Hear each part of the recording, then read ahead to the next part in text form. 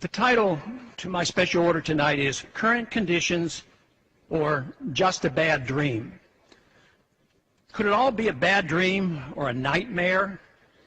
Is it my imagination, or have we lost our minds? It's surreal. It's just not believable.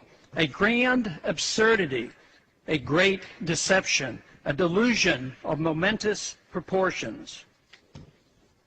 Based on preposterous notions and on ideas whose time should never have come. Simplicity, grossly distorted and complicated. Insanity, passed off as logic. Grandiose schemes built on falsehoods with the morality of Ponzi and Madoff. Evil described as virtue. Ignorance pawned off as wisdom. Destruction and impoverishment in the name of humanitarianism. Violence, the tool of change. Preventive wars used as a road to peace. Tolerance delivered by government guns. Reactionary views in the guise of progress. An empire replacing the republic. Slavery sold as liberty.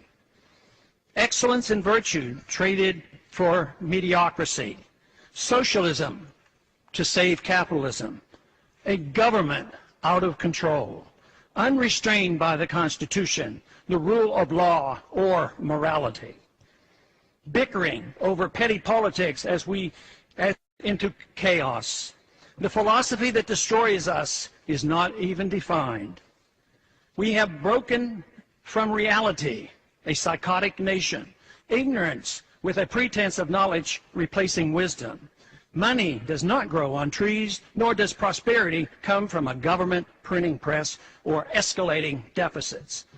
We're now in the midst of unlimited spending of the people's money, exorbitant taxation, deficits of trillions of dollars spent on a failed welfare warfare system, an epidemic of cronyism, unlimited supplies of paper money equated with wealth, a central bank that deliberately destroys the value of the currency in secrecy, without restraint, without nary a whimper.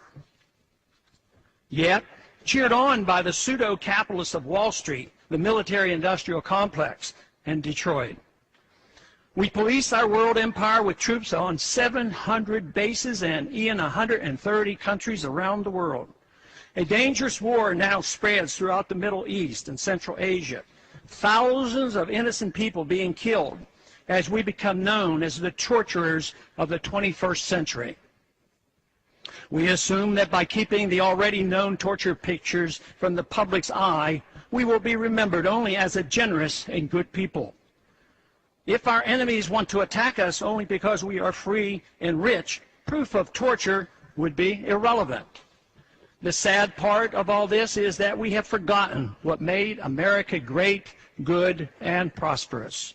We need to quickly refresh our memories and once again reinvigorate our love, understanding, and confidence in liberty. The status quo cannot be maintained considering the current conditions. Violence and lost liberty will result without some revolutionary thinking. We must escape from the madness of crowds now gathering. The good news is the reversal is achievable through peaceful and intellectual means, and fortunately, the number of those who care are growing exponentially. Of course, it could all be a bad dream, a nightmare, and that I'm seriously mistaken, overreacting, and that my worries are unfounded. I hope so, but just in case, we ought to prepare ourselves for revolutionary changes in the not-too-distant future. I yield back the balance of my time.